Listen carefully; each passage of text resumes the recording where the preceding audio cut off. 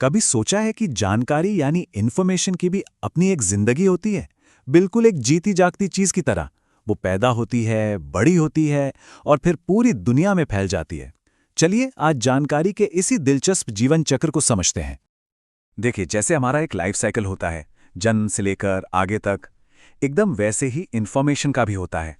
वो भी पैदा होती है, फिर उसे इकट्ठा किया जाता है, संभाल कर रखा जाता है और आखिर में दुनिया के साथ शेयर किया जाता है। बस इन्हीं 4 स्टेजेस पर टिकी है पूरी कहानी। तो हर कहानी की एक शुरुआत होती है।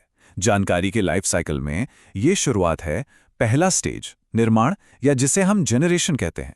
समझिए, यहीं पर इंफॉर्मेशन का जन्म होता है, जहां कुछ नया दुनिया में आता है। तो ये जेनरेशन होता कब है?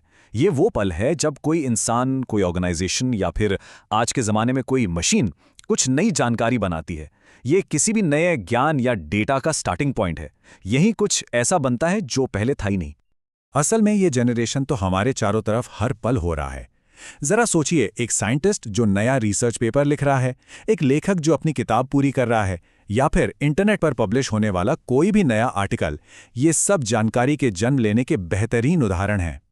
अच्छा, तो इन्फॉर्मेशन बन तो गई, पर सोचिए अगर वो बस यूं ही बिखरी पड़ी रहे तो उसका क्या फायदा? कोई फायदा नहीं। और यहीं से शुरू होता है हमारा दूसरा स्टेज, कलेक्शन यानी संग्रह। अब वक्त है इस नई जानकारी को एक जगह लाने का। कलेक्शन का मतलब बहुत सिंपल है। जितनी भी नई नई इन्फॉर्मेशन बनी है उसे एक जगह इकट्ठा करना, उसे ऑर्गेनाइज करना, ताकि उसे आसानी से ढूंढा जा सके। ये इसलिए जरूरी है ताकि ज्ञान के कीमती टुकड़े यूं ही खो ना जाएं। और ये कलेक्शन करता कौन है? अरे, ये संस्थाएं तो हमारे समाज का एक बहुत जरूरी हिस्सा हैं। जैसे लाइब्रेरीज, वो क्या करती हैं? किताबें जमा करती हैं। आर्काइव्स में पुराने रिकॉर्ड जमा होते हैं और सरकारी डिपार्टमेंट सर्वे के जरिए जरूरी डेटा एक जगह लाते हैं। ये सब जानकारी को सहेजने वाले बहुत जरूरी सेंटर्स हैं। ओके, तो इन्फॉर्मेशन बन गई है, उसे जमा भी कर लिया, लेकिन अगर उसे ठीक से रखा ही ना जाए तो वो सारा ज्ञान, सारी मेहनत सब बेकार हो सकता है। और यहीं आता है हमारा तीसरा और बेहद महत्वपूर्ण स्टेज, भंडारण यानी स्टोरेज। स्टोरेज का सीधा सा मतलब है जो भी इंफॉर्मेशन हमने जमा की है उसे इतने सेफ तरीके से रखना कि वो फ्यूचर में भी हमारे काम आ सके। क्योंकि अगर स्टोरेज ठीक नहीं है ना, तो कितनी भी कीमती जानकारी हो वो खो सकती है, हमेशा के लिए। आज के जमाने में स्टोरेज की दुनिया को हम 2 हिस्सों में देख सकते हैं। एक तरफ है फिजिकल स्टोरेज, मतलब किताबें, पांडुलिपियां और पुरानी सीडीज या डीवीडीज। तो दूसरी तरफ है हमारी आज की डिजिटल दुनिया, क्लाउड सर्वर, डेटाबेस और हार्ड ड्राइव। टेक्नोलॉजी ने जानकारी को संभालने का तरीका वाकई पूरी तरह से बदल दिया है। अब तक जानकारी बन चुकी है, इकट्ठी हो चुकी है और सुरक्षित भी है। ग्रेट। लेकिन सोचिए, एक ऐसी किताब जो अलमारी में बंद है, उसका क्या फायदा? कोई फायदा नहीं। अब वक्त है कि वो इन्फॉर्मेशन अपना असली काम करे। और हम पहुंच गए हैं इस साइकिल के आखिरी और सबसे एक्टिव स्टेज पर, प्रसार यानी डिसेमिनेशन। तो डिसेमिनेशन है क्या? ये वो स्टेज है जहां इन्फॉर्मेशन को उन लोगों तक पहुंचाया जाता है जिन्हें इसकी सबसे ज्यादा जरूरत है। समझिए, लाइब्रेरी से कोई किताब इशू कराना या गूगल पर कुछ सर्च करना, ये सब प्रसार ही तो है। इसी स्टेज पर आके इन्फॉर्मेशन की असली वैल्यू पता चलती है।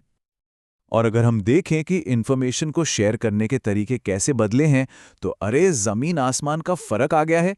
सोचिए, एक वो दौर था जब किताबें, मैगजीन और रेडियो ही सब कुछ थे, और आज हमारे पास इंटरनेट है, सोशल मीडिया है, ई जर्नल्स हैं जो किसी भी बात को पलक झपकते ही पूरी दुनिया में फैला सकते हैं।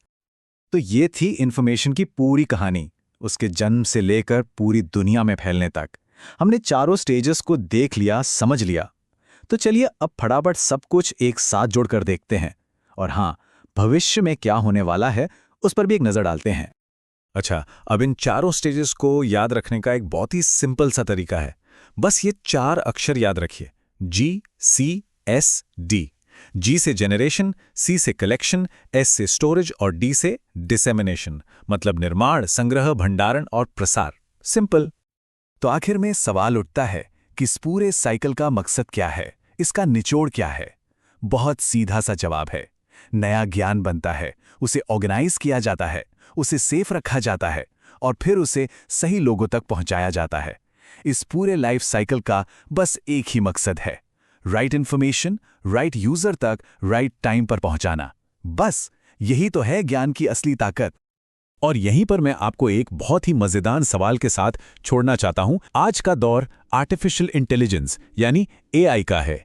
तो जरा सोचिए, इस एआई के जमाने में इंफॉर्मेशन के पहले स्टेज जनरेशन का भविष्य क्या होगा? जब मशीनें खुद ही नया ज्ञान बनाने लगेंगी, तो क्या इंफॉर्मेशन का ये पूरा जीवन चक्र हमेशा हमेशा के लिए बदल नहीं जाएगा? इस पर सोचिएगा जरूर।